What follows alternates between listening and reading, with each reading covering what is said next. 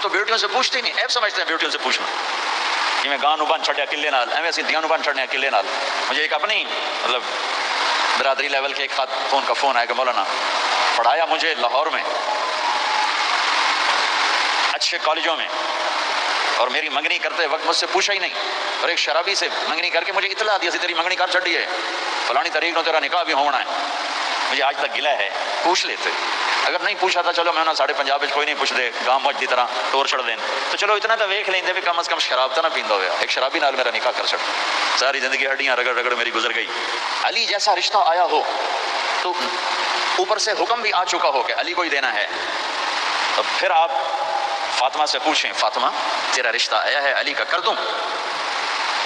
حضرت فاطمہ نے ہاں کی تو پھر مسجد تشریف لائے۔ یہ آپ کو معاشرت سکھائی جا رہی کہ بیٹیوں سے بھی پوچھو، زندگی انہوں نے گزارنی ہے، تم نے تو نہیں گزارنی۔ بس میری غیرت کا سوال ہے، میں اتنا ہی کرنا